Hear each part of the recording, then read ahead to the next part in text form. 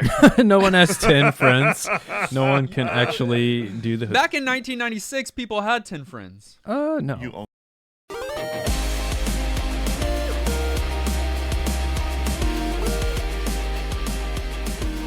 Welcome to New Game Plus. This is a retro gaming podcast where three guys spend 7 days playing one old game and then we talk about it. My name's Dustin. My name is Kenny. Nolan here. And this is episode 459. And the question of the week is, what game has the best written story and dialogue? Kenny, coming to you. Okay, why The would story you start expert. with me? This is the worst question for me. This is not what I look for in my video games generally. But you 'cause have we're to not the same appreciate it, person. though, right? No, he doesn't. I do. He wants his story to be in other media. There's no place for story and dialogue in his video games. No, I want good quality passive world building storytelling. Don't take a lot of time and talk at me. Let me get into mechanics of the game. Elden Ring. Given that is not my general cup of tea, and I'm thinking mainly of games we've played, not games I've played without you. Some of the ones that come to mind, BioShock, Mass Effect are both excellent. Great.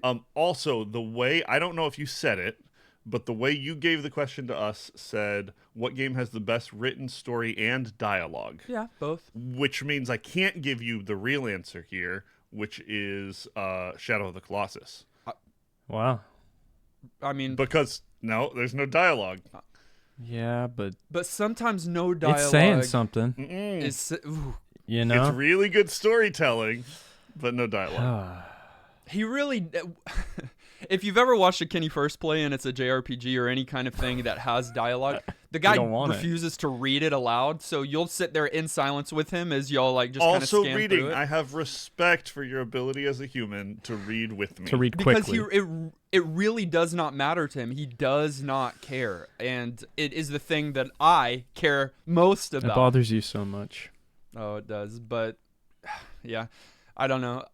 Nolan, well, Kenny, I think those are good answers. Those All are of great them. answers. No, don't, Yeah. don't. I mean, He's let corrected us you. encourage you. Okay, they're fine. I'm going to have to go with best written story and dialogue is The Last of Us. Part 1, because I haven't played Part 2. Hold on. What? Yeah, stop. I know. What? Yeah, I just haven't. It's a different game. That's crazy. I'm a crazy. little shocked Nolan didn't say RDR2. Yeah. I mean, it's up there for sure. Honorable mention. But Last of Us was one of the very few games where by the end, I mean, when you get to the end, you're just kind of like in shock. And it's because the way it's written and the dialogue leading there and the character development. It's one of the most gripping stories. So, yeah, I'm going with Last of Us. And I'm sure 2 is even better. The video game adaptation of the TV show was really well done. Please. The ending of 1 and the ending of 2 both are remarkable. The dialogue, though, because it's not just the ending, right? The moments It's throughout leading are, up. Yeah. and the conversations that are had. Yeah, hold on. Do you not know what happens in 2? No, I've remained spoiler free in that series the whole time. I don't know. I'm not gonna watch the Same. show until I play it. Oh, I'll watch the show and never play it. You're Okay. the worst. Why are you bragging now about this? Nolan, that's crazy. Secondly, let me tell you what happens real quick. No. Don't. Thirdly, I believe, I don't remember if it was specifically the pandemic. It was definitely around that time. My wife and I sat down and played the first one, and the greatest thing was the second one, the part 2 released Like right within after. days of Yeah. finishing the first one, so we were able to go right into the second Yeah, one. that's nice. Now we haven't played the 3 remasters or remasters of it so Yeah. far. I have played the but- remaster of 1. Yeah. But we still got the experience there. Yeah. Great answers. Yeah, my 2 are different than yours, which this is encouraging that there's a lot of good games there out would there. be overlap. Unfortunately, I More played all these. than 3 games that are good. My one that I'll get it out of the way because I've got to have a Final Fantasy entry in here is Final Fantasy X. You think that story's better than 7? I mean, that's messed up for Say you to it. ask that. Say it. Yeah, it's good. Here's why I would pick 10 over 7 for this question, because Kenny pointed out this question is kind of a two-parter: best written story and dialogue, and the dialogue in 10 far surpasses the dialogue in 7. The dialogue in 7 is not, it was not there yet. The laughing in 10 is good. Laughing in 10 is great. People just don't understand the context know. of what's going on. But also the beginning, the end, that's all the way through. But I'll put that aside. My other entry is Max Payne. Right. Okay. You loved those games. Yeah, I love those games, but one of the main reasons why I love those games is because the story, the storytelling, dialogue, and the way that it's told is so artsy and unique as well. Like, yeah, and it's like noir, right? Kind of. It's noir, but the way that it's told, the dialogue, it's very like pulpy and very like they're really going for a tone, and so yeah, the way they tell it, how what they're telling the story. You think they'll remake those? Those would be prime for a remake. Yeah. Oh yeah, for sure. I mean, they'll remake anything nowadays, but they'll definitely remake that one. You can hear from our submissions that we all want to have a game that has a fire story with an explosive ending. And if you think that segue was terrible, y'all don't even know what that is because y'all don't really dig into the lore here, then you can play our retro game of the week, Saturn Bomberman. Overview. Saturn Bomberman is a 1996 action platformer. Sorry, not platformer, puzzler. They both start with P. For the Sega Saturn, a console that we sparingly come to. I don't know if sparingly would be the right word there, but we don't have Saturn games pulled much. Although, when I was looking through the list, we actually have a lot more than I had remembered. I remember there's like a few. 2. I don't know. Can you get some together? Saturn. Probably not. Oh, yeah, there's an RPG about Lunar something. Nice. Lunar the Silver Star. Boom. Mm-hmm. That's not the one I would have remembered. There's also the one you mentioned in your first play. It was like Panzer or Panzer something Dragoon was about a Saturn? Panzer Dragoon Saga was I don't know why I thought Saturn that was exclusive. Dreamcast. No. Okay. Those are two great pulls. There are surprisingly 4 more. Four more. I think, Is there a Sonic? They were a while ago. There's not a Sonic. Yeah, drop them on us because I'm not remembering. Yeah, there's no way. Guardian Heroes, but I don't know if that was exclusive but okay. That was a That one long was time also ago Genesis, It was a but long maybe time it's ago. Saturn. too. That was year 1, I think. Enemy Zero? Yeah, Kenny and I played that. You didn't. Oh, okay. Look at your memory. Dragon Force. That's Saturn. I always play Dragon Force on something else. That is on Saturn. That's and so funny. Grandia.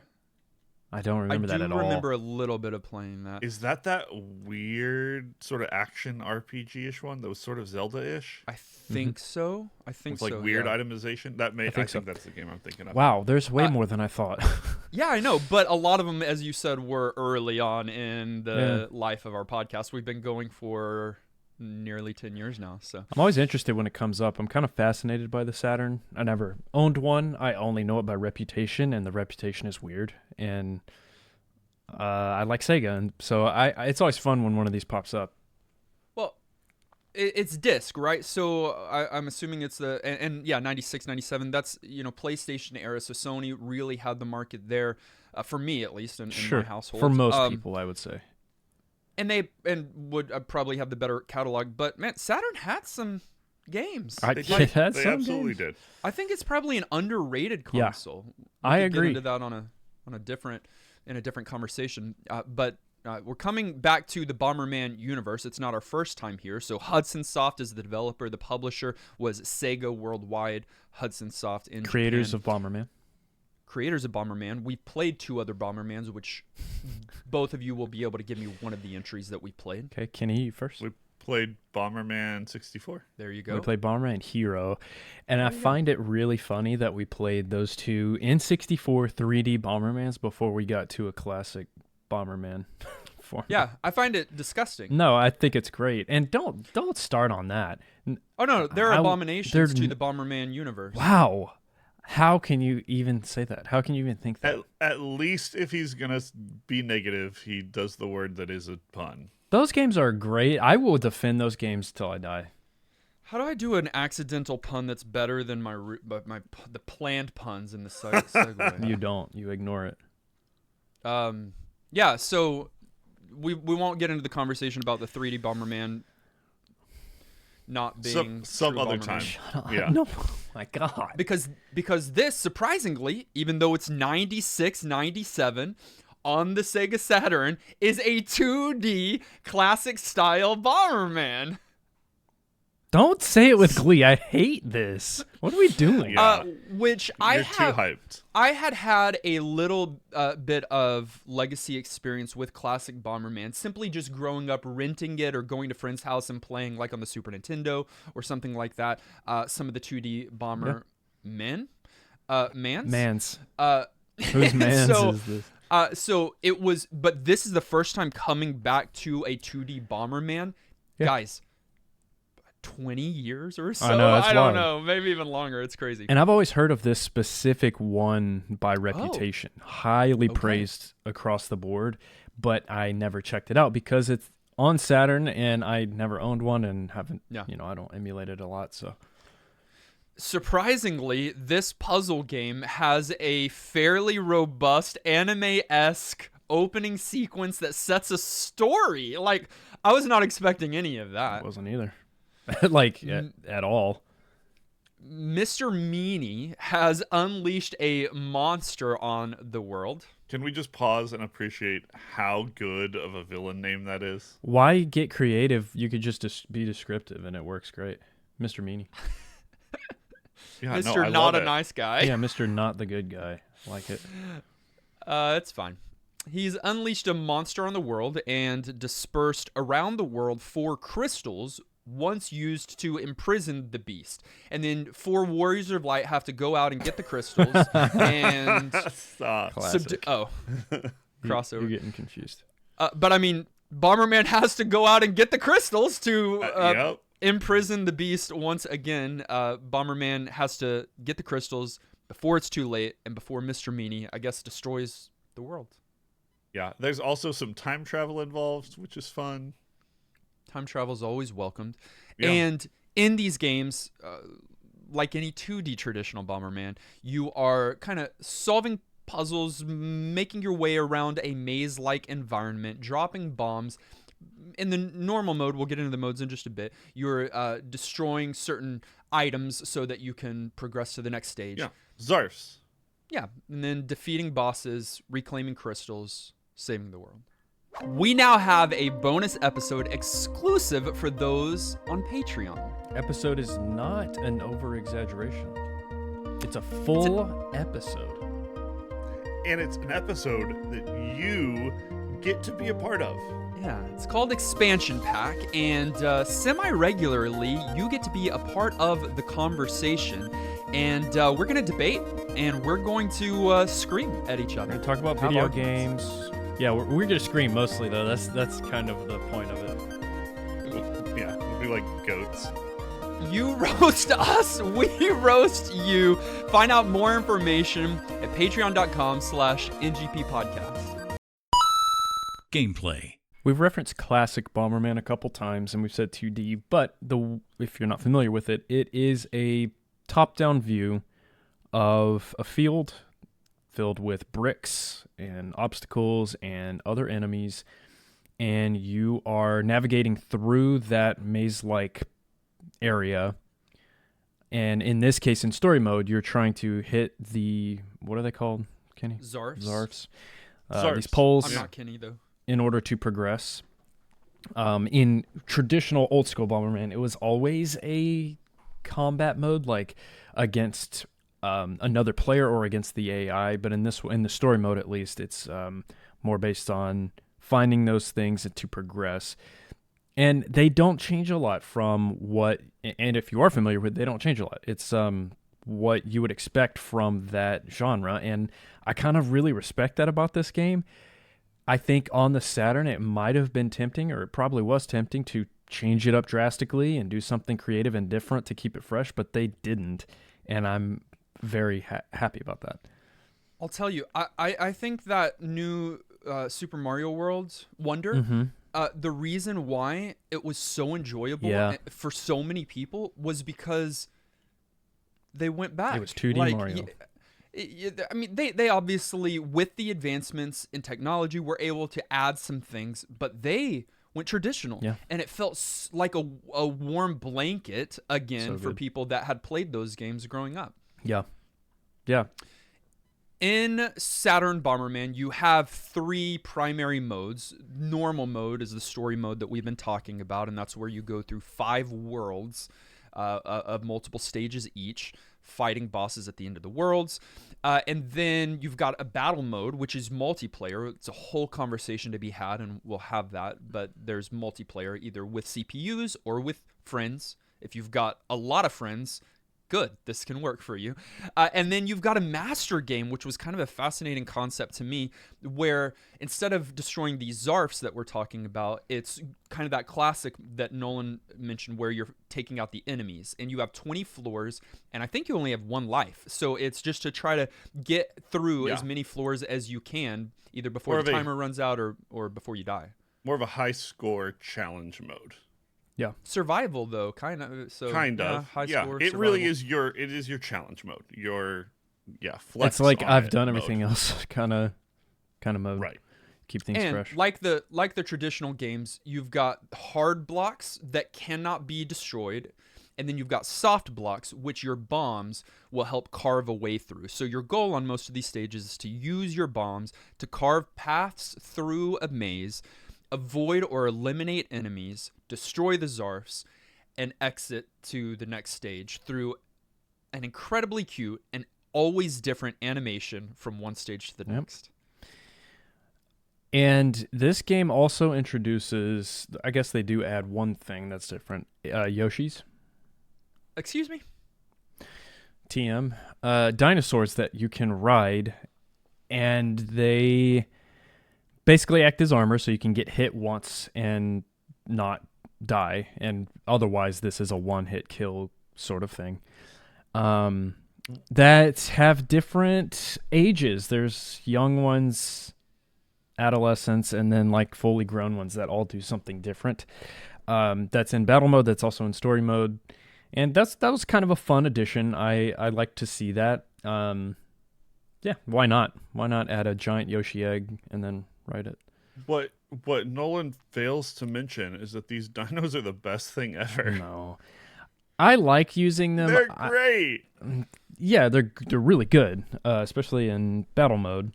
But I don't know. An upgrade that's also adorable that gives you survivability plus utility.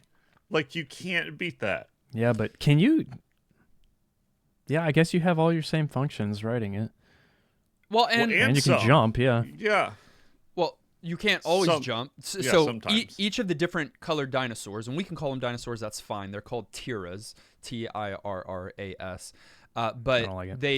they start as babies, and then they go through their different growth stages, but there's 5 different colored dinosaurs, each with their own unique ability. So the blue ones, for example, can kick bombs over objects. The yellow one roars at and paralyzes enemies. You've got the Go Fast Dino. The green Tira. one is a dash. Yep. A dash. And the fun thing is, on some of these, they have slightly different upgrades to their abilities as they grow. So I think the green one you mentioned, when they are a adolescent or teenager, they can do the run fast, but they can't stop until they hit a wall. But when they're adults, you can stop the charge early on. So, I mean, yeah.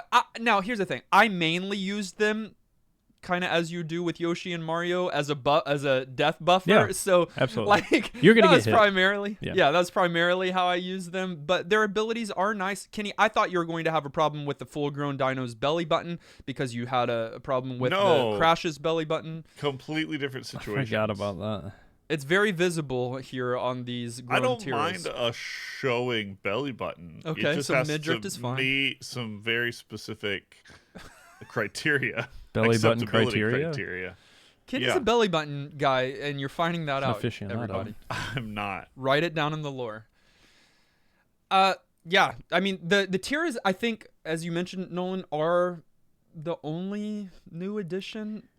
Yeah. But yeah. That being said, although the format's the same, the stages are new. Some of the enemies are new. The bosses, of course, are new.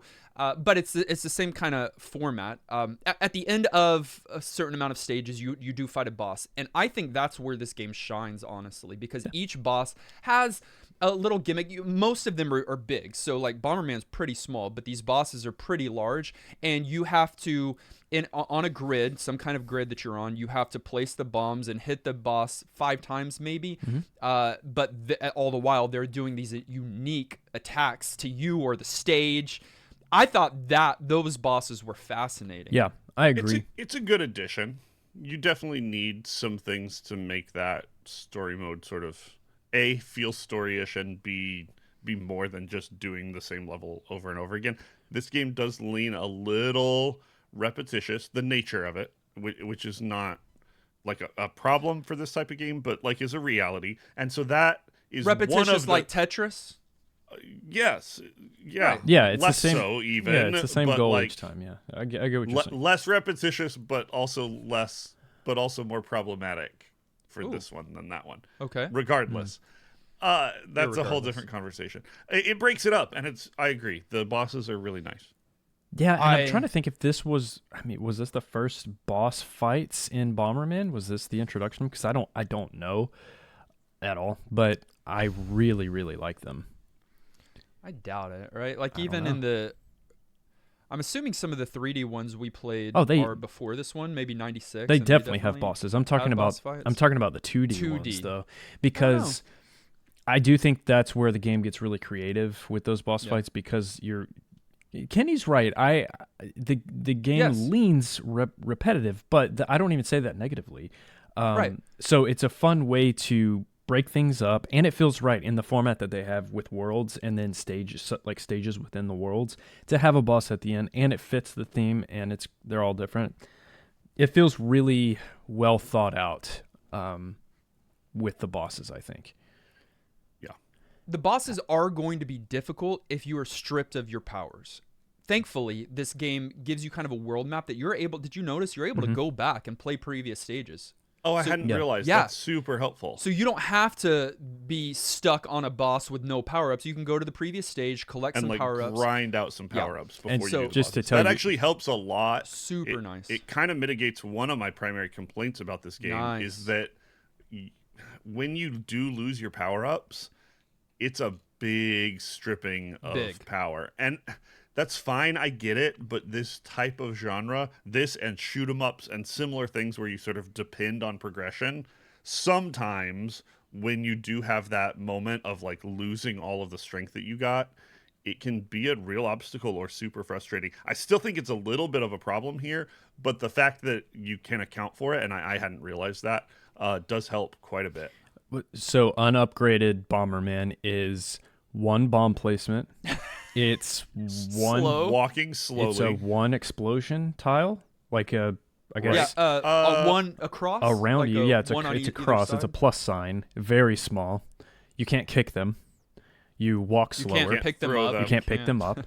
You can't walk jump through over them. anything. You have to walk up to what you're doing, place it, and hope the thing doesn't move. Right. If you do have multiple bombs, which you don't because we're stripped of all your bombs, Right. you can only place one at a time. Which is a really fun way of us sort of passively describing all of the power-ups you can get in this level. Because there's so many things you can do to upgrade your character. I bet there's a challenge run where you don't pick up any power-ups and you just go through That with would your be one miserable. all the way through. That'd be fun miserable. to watch. Ugh. But Kenny, you did a nice segue, and I don't want to miss out on that. There are you. about 1,000 power-ups in this game, Or so. which is honestly too many. Honestly, it takes pages and pages and pages of the manual. No kidding, I there are like it. too many. It's great. What, guys? It's the proper amount. You've got your upgraded firepower, so instead of one on either side, it's two It's the on either side, radius three of on your either explosion. Yeah.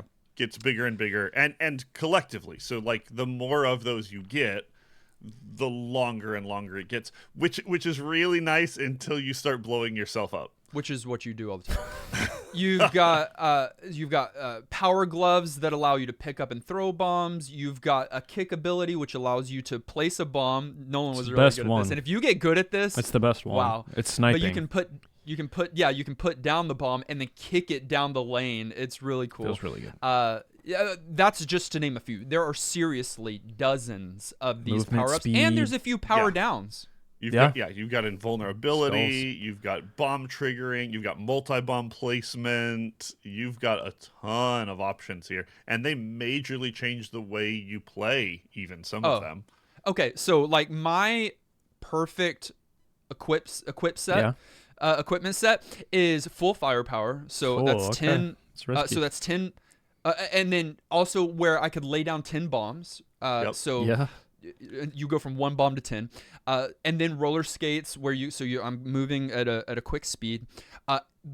Honestly, one of the best ones in the game, best power-ups, is the soft block pass power-up, where you can run through any soft blocks. That kind of, if you can keep that, you can run through these stages fairly quickly. Trivializes a lot of it. Yeah. A lot of the Zarfs are you've got to burst through a lot of soft blocks to get there, but not if you have the pass through. Yeah. And then finally, the bomb that I stayed with as long as possible once I got it were the remote controlled bombs. So it's not the ones that are kind of just naturally time based, but the ones you set down and then you press a button again to blow the bomb.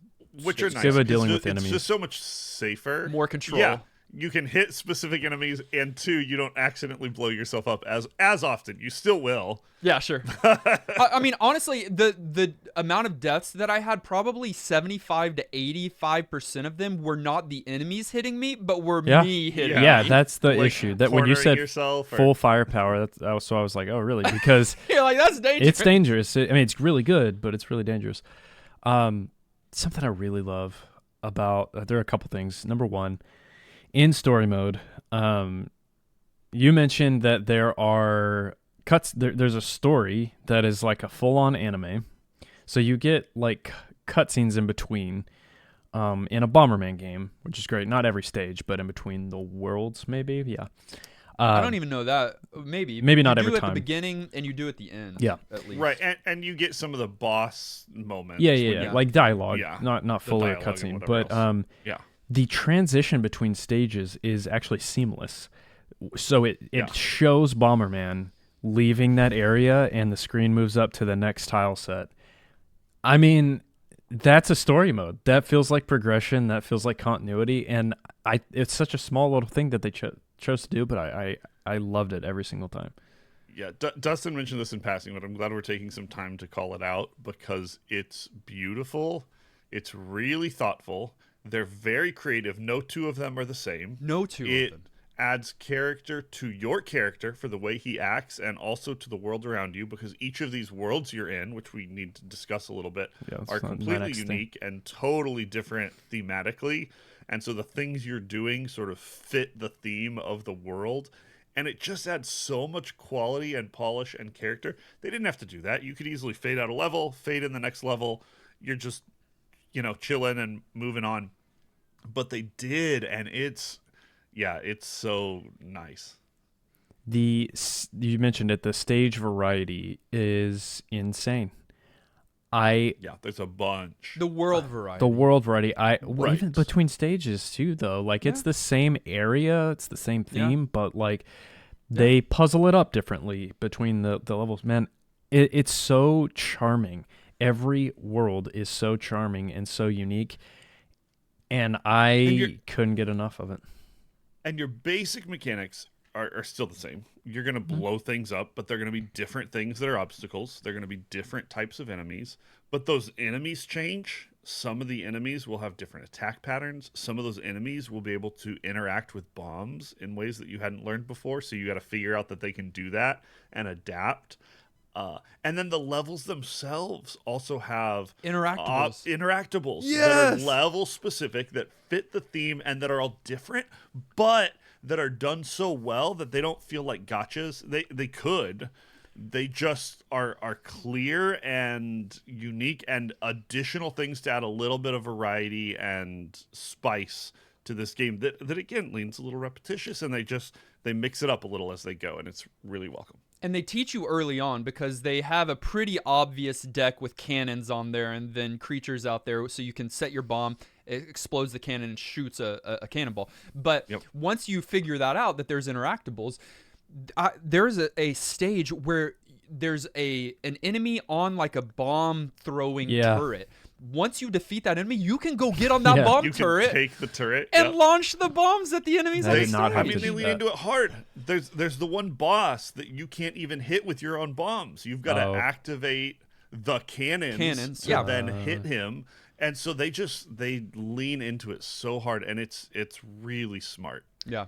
Which, by the way, we kind of have alluded to it. There are 5 different worlds. There's the amusement world, and like Mr. Meanie, they don't get too creative here, so you can imagine what these environments are like. But amusement world, samurai world, western world, dino world, and Mr. Meanie's future world, which is the time travel thing Kenny was talking about earlier. The western world, the breakable blocks are cacti. It's so good.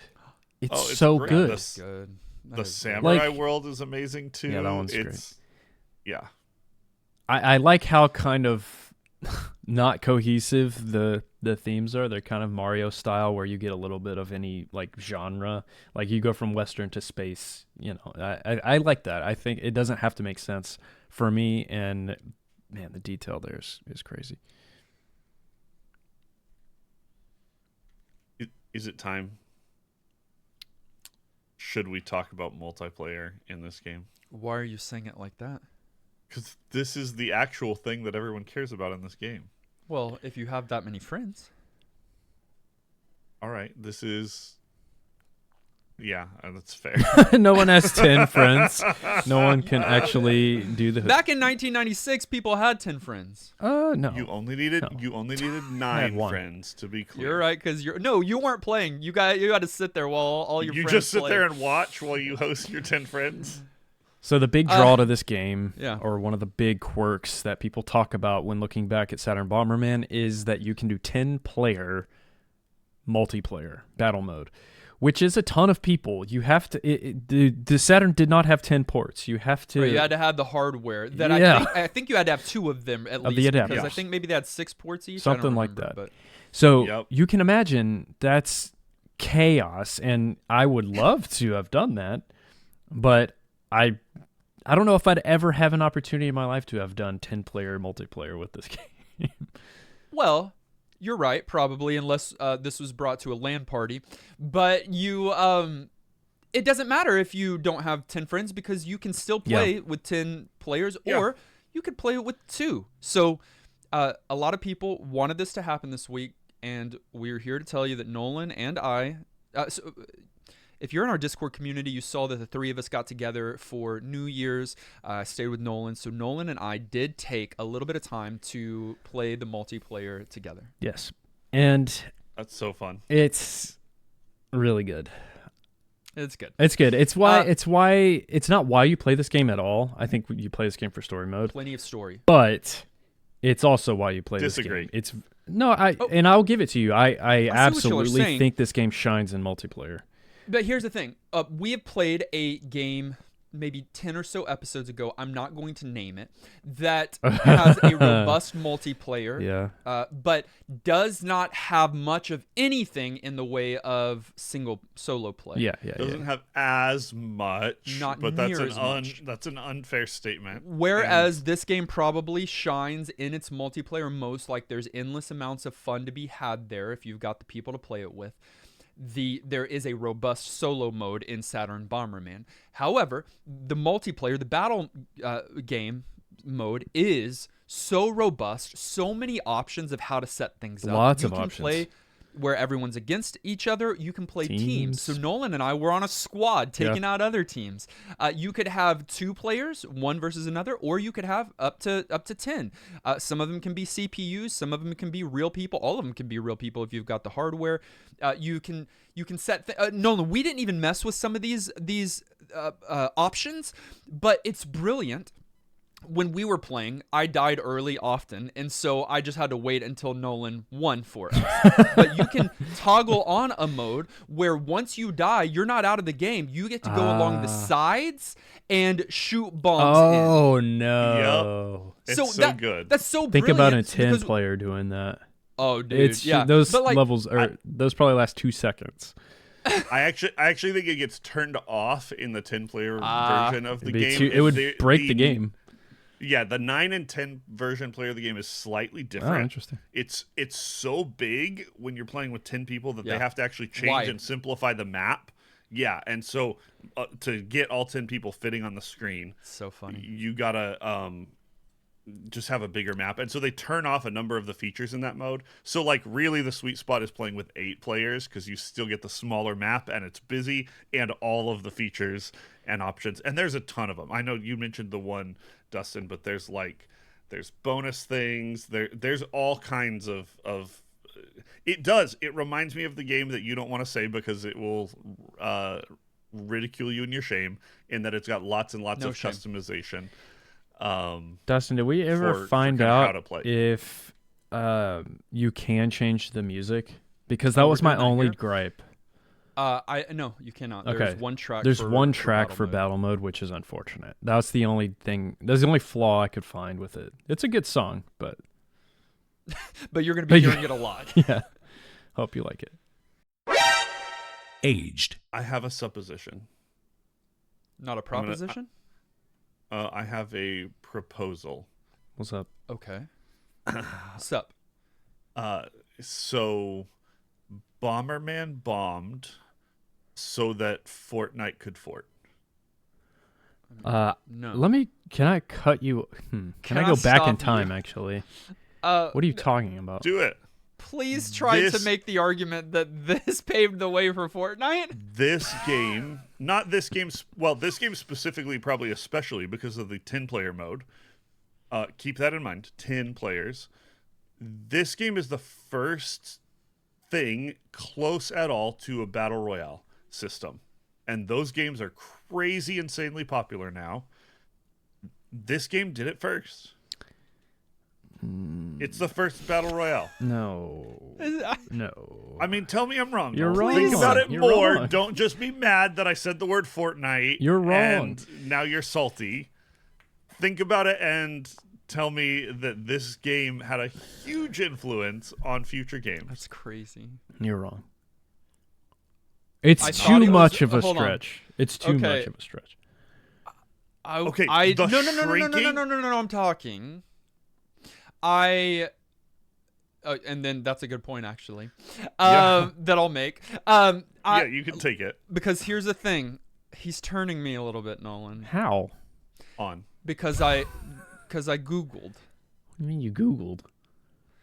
What influenced I don't know if Kenny Fortnite? Googled or if this is really coming from his heart and experience this week, but Vibrate on in my the heart. Battle Royale Wikipedia, on the history, it says gameplay modes featuring last man standing rules has been a frequent staple of multiplayer online action games, though generally with fewer total players. As early as 1990's Bomberman, which introduced multiplayer game modes and with players all starting with the same minimal abilities, who collected power-ups and fought until the last player was left standing.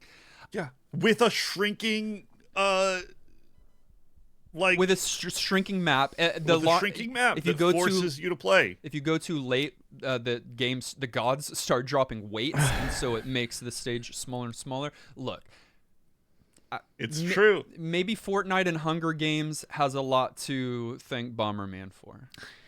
I'm gonna remain against this. Y'all can say what you want, but I'm firm that that's silly. Okay. The OST of this game is insane.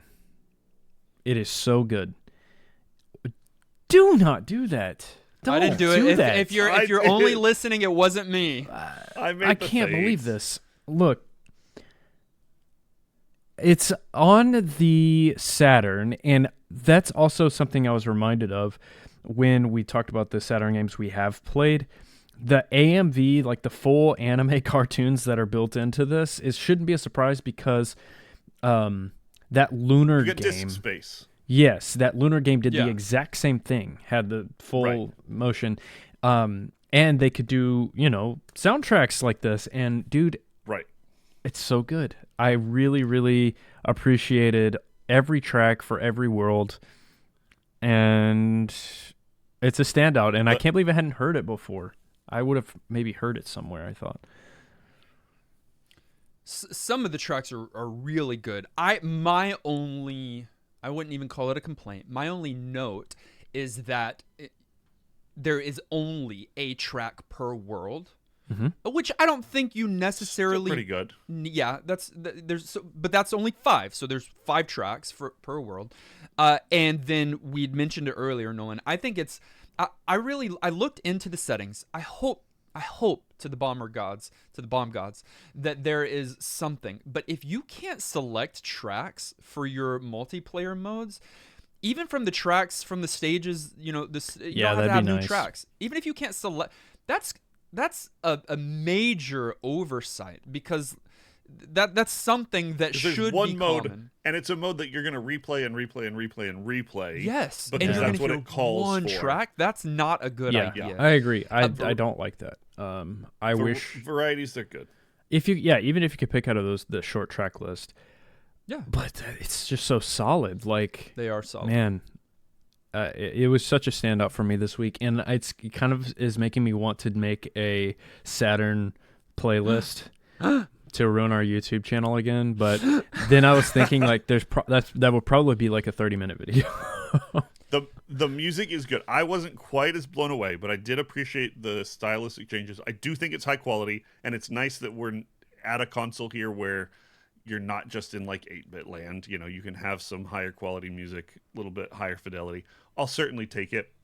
I will say that the sound effects were also really good, though again can feel a little bit repetitive, the nature of the game. You have that sound where you're like laying out that row of bombs, and once you get that upgrade, you're gonna do it, and you're gonna do it again, and you're gonna do it again, and you're gonna do it again. It's fine, but it can be a little grating. They could have broken that up just a tiny bit. Overall, really well done audio, though. There are a few voice lines. You're not going to get many of them. I don't remember if they even have them in the anime cutscenes, but you have them especially near the end of the game, and they are so high fidelity. They are so Adorable. well done. Like, even the boss has some voice lines that are excellent. We've said anime a few times. There was an anime. Like, these aren't just made up for this game. Yeah. There was a Bomberman anime that I would imagine this is somewhat connected to, if not just like stripped some of those scenes from. I don't know. But I've always said, even with my disdain for the 3D Bomberman, that Bomberman himself is a cute. Whereas I don't want to go here. I'll do it quickly and y'all don't have to say anything. But whereas I don't think Kirby has the appeal that a lot of people think he has, I think Bomberman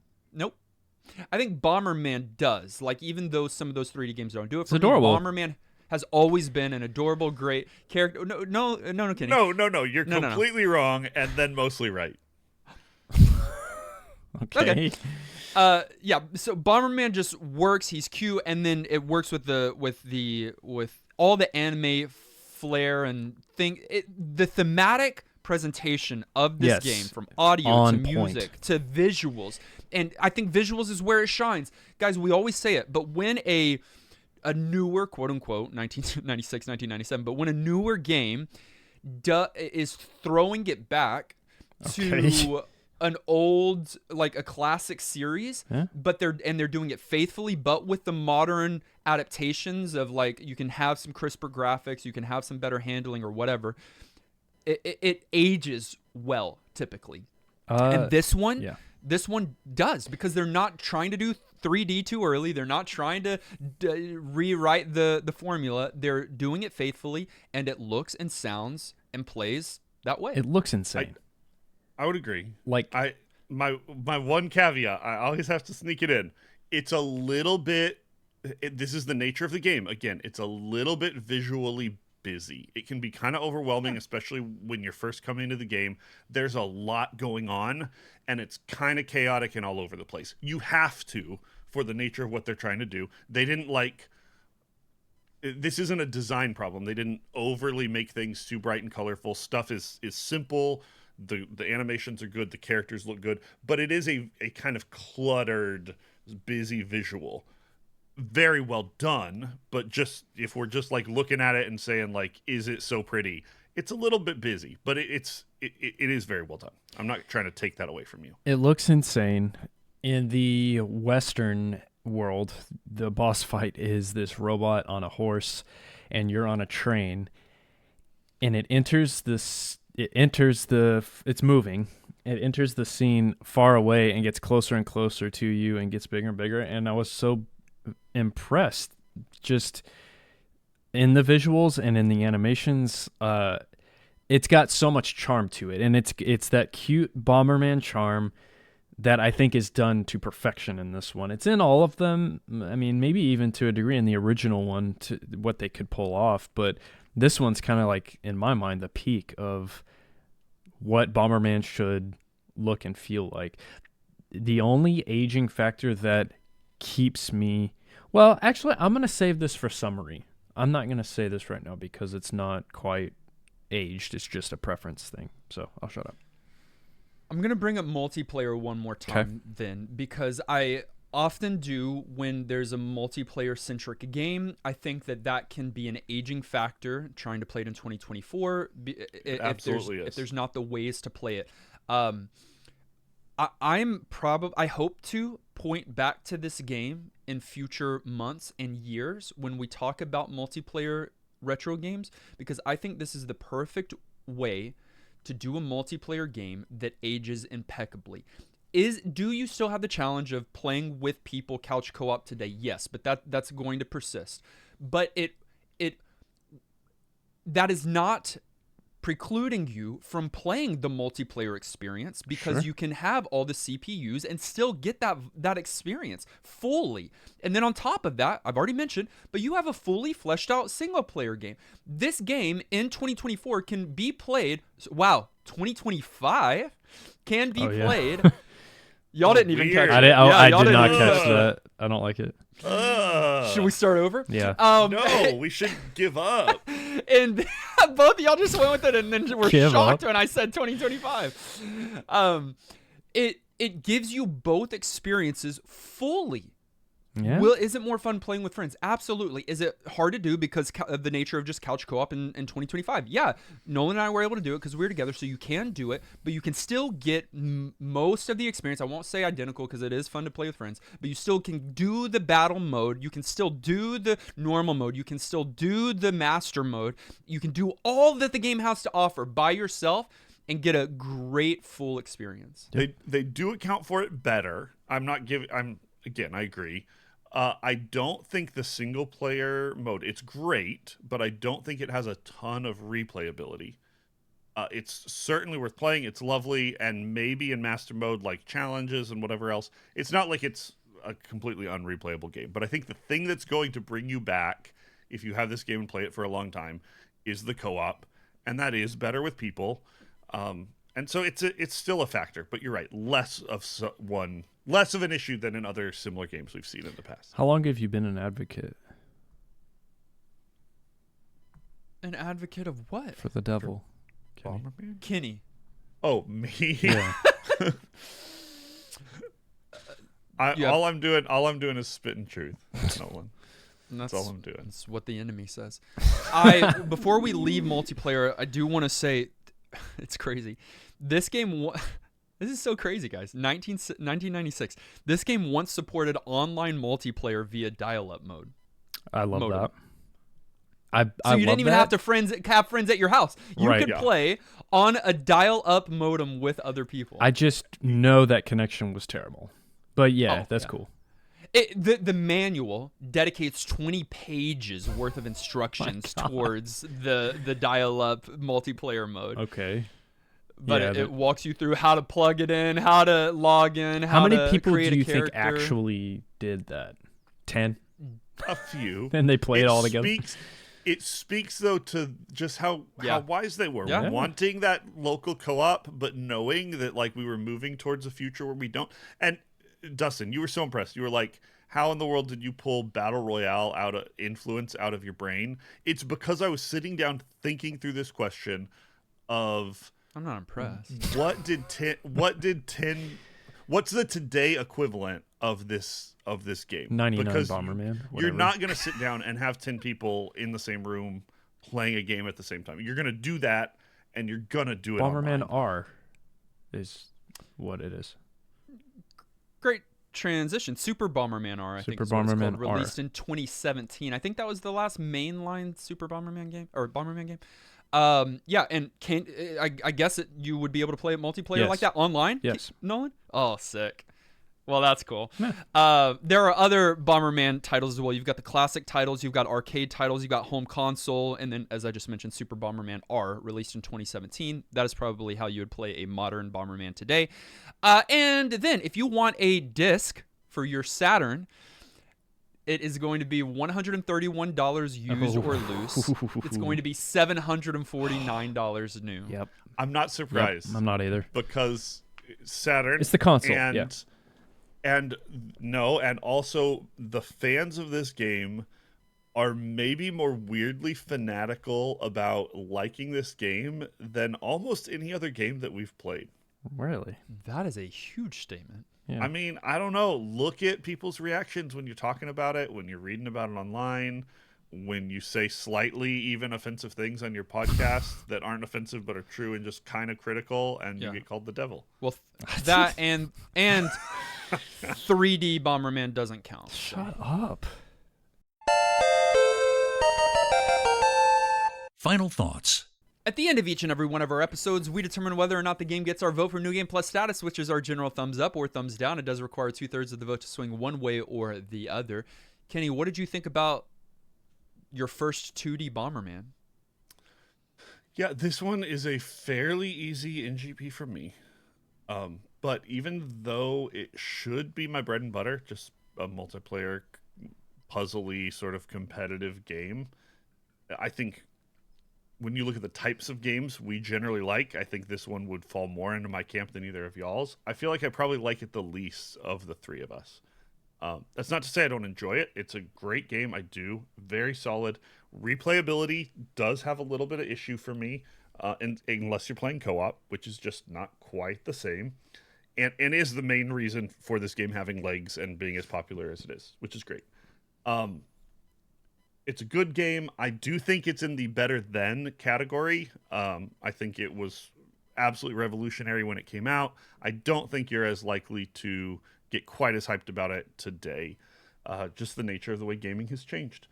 Definite NGP status. People should play it, but they should also calm down a little bit because this one's got a weirdly fanatic fandom. Everyone's radically into thinking this is the best game of all time for some reason. And it's good, but just chill out a little bit. NGP. I don't know if I'm accepting his NGP. I'm not either. I have 3 things probably to say. There might be more or less. This is Bomberman. Yes. 3D Bomberman is still something else. And Yes. I enjoy this Battle Royale more than I do Fortnite. Yes. That's what I have to say. Saturn Bomberman is goodness. Yeah. It's a 10 out of 10.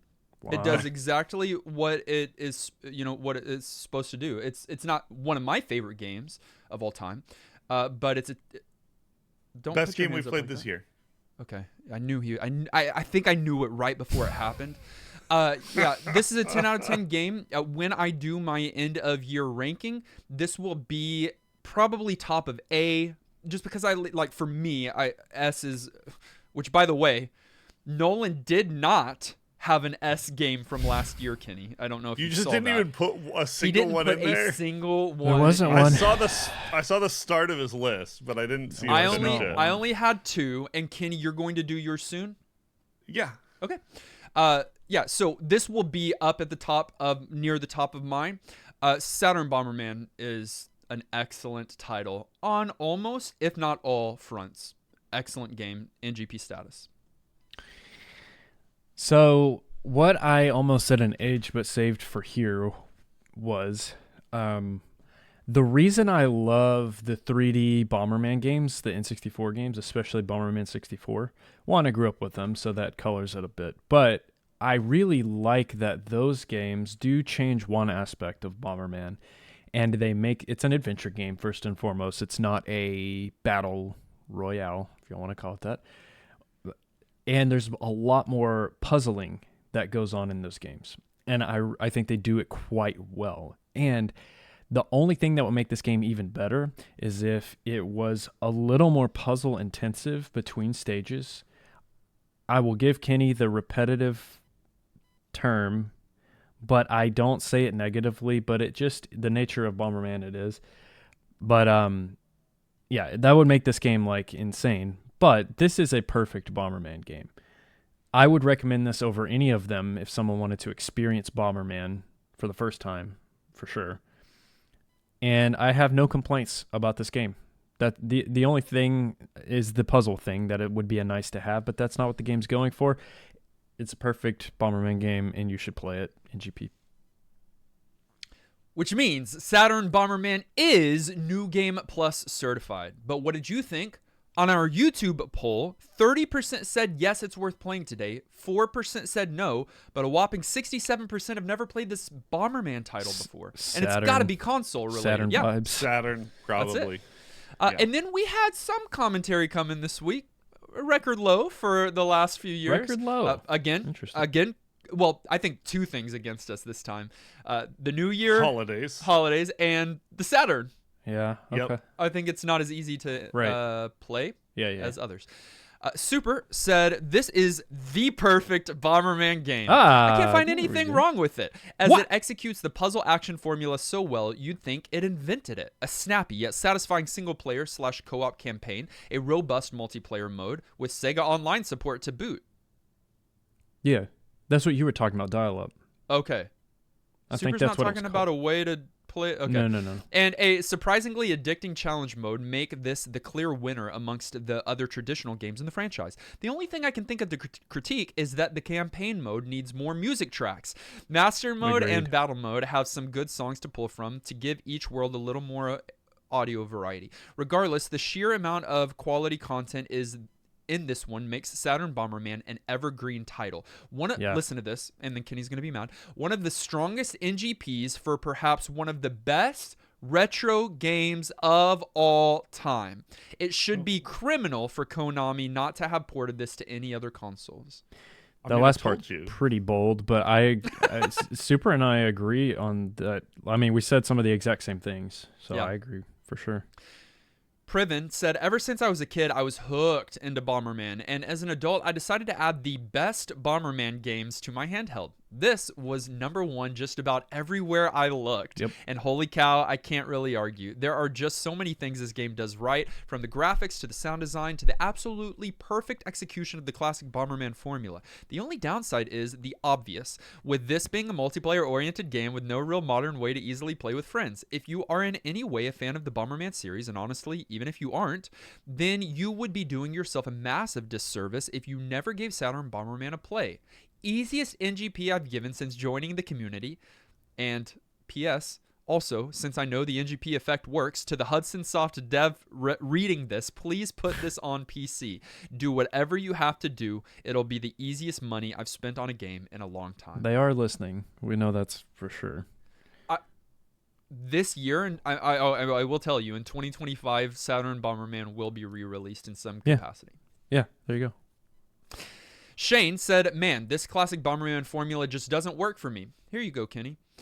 It's just frustrating and boring having to wait for every single bomb to go off, even if each individual wait is small. Dying is so easy. One small oversight has me doing the whole level over and getting frustrated. I'm sure there's some fun to be had here in multiplayer with friends, but that's not the environment I have, so no NGP from me. No NGP is wild. So you just hate Bomberman, because this, I mean, it doesn't get better than this. Yeah, what do y'all have against it, Kenny? Don't loop me. Kenny's a certified hater because he didn't just swoon over it. Don't loop me, and I gave it in GP. Certified hater. Garlisle said, Bomberman, the classic format. Anyway, is a series with a unique tension. As you gain more power, you often endanger yourself more and more. Absolutely. It's fun, but its titles often struggle to stand out from one another. To that end, Saturn Bomberman doesn't try to do anything new, it just does it well. The main campaign is solid, if familiar, and the system uses its hardware to handle more visual and musical variety. The small things like better transitions between stages. Amazing. The multiplayer is the highlight, though, with a scale and player count that the series would rarely match even in later titles. It's a really good representation to be the first classic-style Bomberman game on the podcast, even if it's not my personal favorite. Oh, that's an interesting last thing to say. I wonder what I his would love favorite is. to know what Garlisle's favorite is. And I'll have to disagree. I think the story mode for me is the highlight, not the multiplayer. And I'm not going to argue. You didn't like playing with me? No, I loved that. I'm not going to argue with somebody that says the multiplayer is better, but for me, the story mode is the highlight for sure.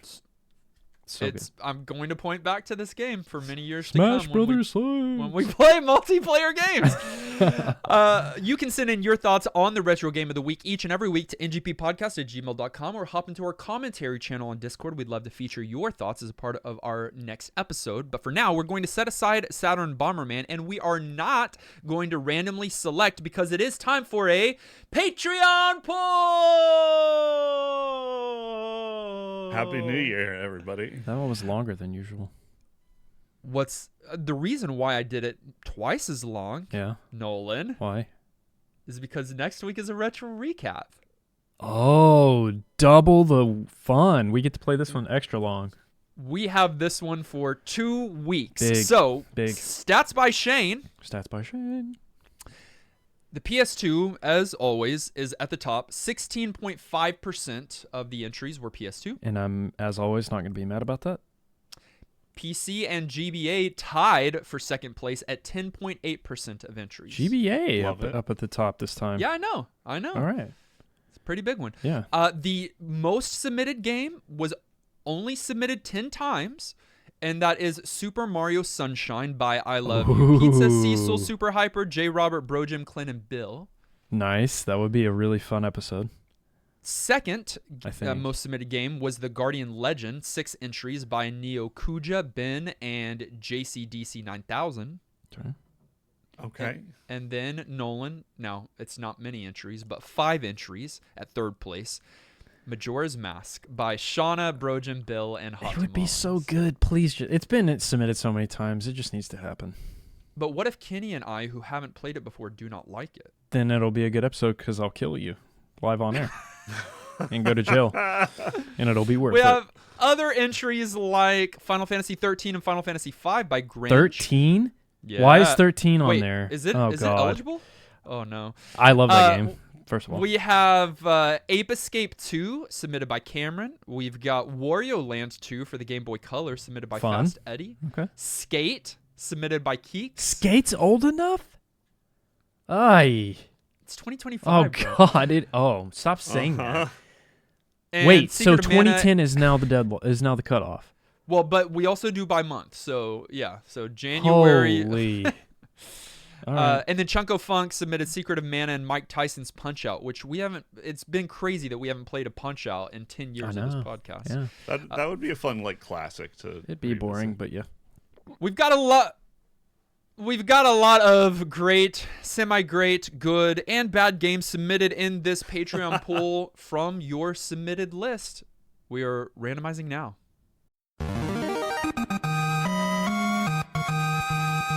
The game that we're going to be playing for the next 14 days, which is just anathema to our podcast, is a game that also came out in 1996. So we are not moving the year, but we are moving the console. In fact, we're moving from consoles, from home consoles to the PC. Mid-90s PC makes me so screw this. happy. Kenny, do you want me to tell you one other thing? I do. It's a real-time strategy game. Is it Left Behind? Okay. Wait. That's probably a good thing. It's a real trime Okay. strategy game that was developed and published by Westwood Studios in 1996, the second game to bear the series title. and it's a prequel to the original game that came out in 1995. I'm kind of excited. I wish it was Kenny's first play. It is Nolan's, so he's gonna rage. But I would love to watch you play it this week, Kenny. The game that we'll be playing for the next 14 days was submitted by Alex H. and is Command and Conquer Red Alert. I've heard of the series. I have never played it. Oh yeah, I played the original Command and Conquer as a child, but at a friend's house, so never owned it. I think this one specifically is a big title in the series. Okay. I think people like the Code Red Mountain Dew one. Limited exposure from me as well, but I also have heard all good things from everyone who's RTS? ever played it, so I'm excited. You know RTS? what? I'm going to give it my best shot. It's 2025. I'm not going to rage at it. I'm not going to be like, man, PC games, lol. I'm going to try. New year, new Nolan. Yeah. We'll see how long that lasts, but I'm all for it. Maybe 2 seconds into the first play, we'll see. Find a copy of Command and Conquer Red Alert and play it along with us this next week. Join us in Discord. Speaking of 2025 goals, you need to make it a priority to join our Discord, join our community. Many have done that recently and haven't regretted it. Go to discord.gg/newgameplus. We want to say thank you to those of you who support us on patreon.com as well, including some new patrons this week. Hey. Beginning of the year, and folks finally got with it. I think we are worth Finally a gave us resolution. Yeah. So your resolution can be support your favorite content creators, which are us. Sora the Pug, thank you for your support. JCDC 9000, wow. Thank you for becoming a new patron. Official WNBA has upped their patronage, so thank you for that. It's been a good year for the organization. Quite a while. But yeah, exactly. They're doing well these days. And we have a new... that was the worst drum roll of all time, and you guys can forgive me. It was terrible. We've got a new director level supporter as well that we're announcing this week. So huge shout out to Dustin's 5 o'clock shadow. Hey. We can't wait to get you on an episode and play a game of your choice here in the coming weeks.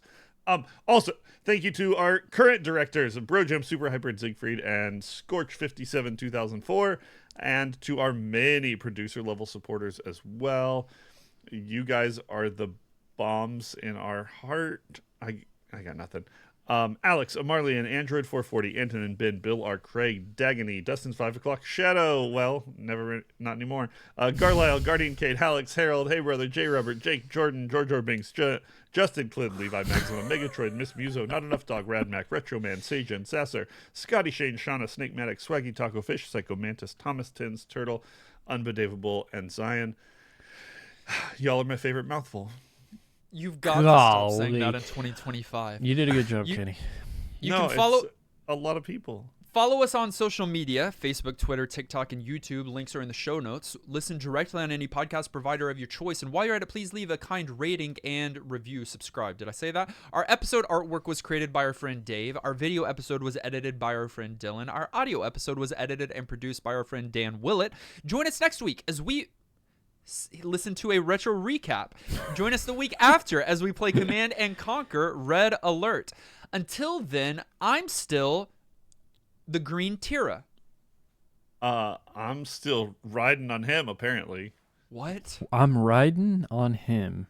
That's also my name. The dino. He made himself... They're cute. You know. And this has been New Game Plus.